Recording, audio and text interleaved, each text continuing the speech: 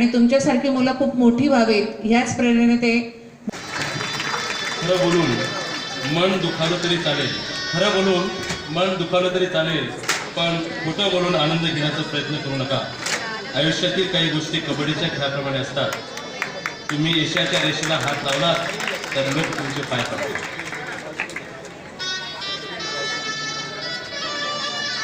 Advocate Nanasaheb यांचं जीवन हे जीवन म्हणजे अतिशय सुंदर असं जीवन होतं.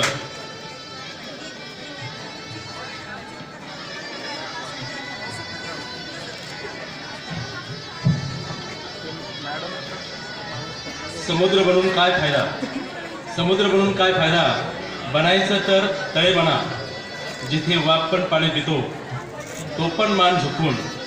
अशा या बहुजनांच्या शैक्षणिक उद्धारासाठी ॲडव्होकेट नानासाहेब ही प्रश्नावली स्क्रीनवर आणली. 100 वर्ष जिवंत राहण्याची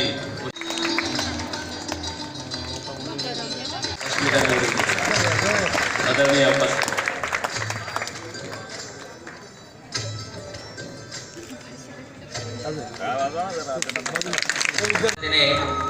मेहनत घेऊन पिंपळादेवी माध्यमिक शंकर महादेव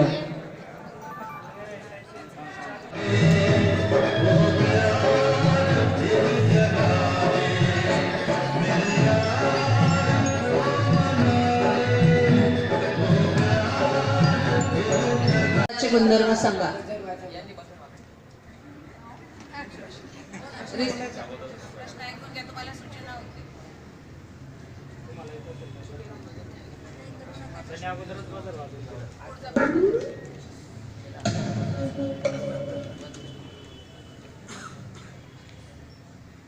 उत्तर चुकलेले आहे. बरोबर उत्तर अ. Centre for development of telematics. प्रश्न तिसरा. शिखांचे गुरु गुरु नानक यांचे जन्मस्थान खालीलपैकी कोणते? अ. नाझरेत, ब. नागासाकी, क. नानकिंग. भारतातील C. या संगणक क्षेत्रातील कंपनीचे पूर्ण नाव सांगा. अ. Centre for development of telematics, ब. Computer maintenance development of telematics, क. Conductor complex development of telematics, ड. Computer development of telematics.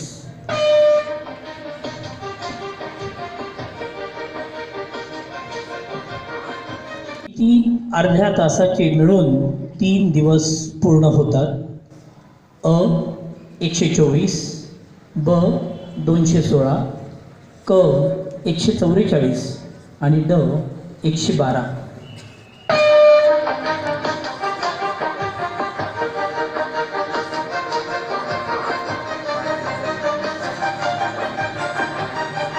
या जनरल नॉलेजच्या स्पर्धेतून या ठिकाणी आम्ही त्यांना त्यांची परिपूर्णपणे आठवण ठेवून ही स्पर्धा या ठिकाणी आयोजित करत आहोत. काही दिवसांनी काही वर्षांनी आम्ही ही स्पर्धा राज्यस्तरीय पण आयोजित करणार आहोत. हे आमचं पुढचं पाऊल असेल. आणि अशा प्रकारच्या स्पर्धेमध्ये 4 संघ फायनलमध्ये होते. आपल्यासमोर असणारं चित्र होतं. खूप वेळेला अशा पद्धतीची परिस्थिती येते की टाय सोडवला जात नाही, गुंतागुंतीचा प्रश्न निर्माण होतो आणि त्यावेळेला काय काय अडचणी येतात हे स्पर्धेचे जे आयोजक असतात त्यांनाच त्या ठिकाणी ठाऊक असतं. आणि त्यामुळे कुणीही या ठिकाणी कुठल्याही प्रकारच्या सणांनी नाराजी मनात घेऊन आपल्या शाळेमध्ये जाऊ नये असं मला आव्हान या ठिकाणी करावं असं वाटतं आहे. त्याच्यासाठीच मी या ठिकाणी उभी होती. माझं थोडंसं लांबलेलं प्रास्ताविक जे आहे ते संपवते. आणि आता अशा प्रकारच्या आधुनिक तंत्राचा उपयोग करून स्पर्धेचं आयोजन केलं जातं, जेणेकरून भविष्यातल्या कोण बनेगा करोडपतीसोबतच ऑलिम्पियाड वगैरे अशा बऱ्याचशा स्पर्धा आहेत. इंटरनॅशनल लेवलच्या, नॅशनल लेवलच्या क्विज असतात, जिथे तात्काळ उत्तर द्यायचं असतं. अशा स्पर्धांची एक पूर्वतयारी म्हणून या स्पर्धेकडे पाहायला हवं. पण एक मुद्दा मला इथे खटकला, तो म्हणजे प्रश्नांची काठिण्य पातळी विद्यार्थ्यांच्या तुलनेने खरोखर अवघड होती. खरं तर जैनचा तो गुण आहे की जैन प्रत्येक गोष्टीला अगदी तावून सुलाखून घेते, म्हणून त्यांनी हे कदाचित एवढे कठीण प्रश्न काढले असावेत. हरकत नाही की विद्यार्थ्यांना हे कळतं की आपण अजून किती पाण्यात आहोत आणि अजून आपल्याला कुठेपर्यंत पोहोचायचं आहे.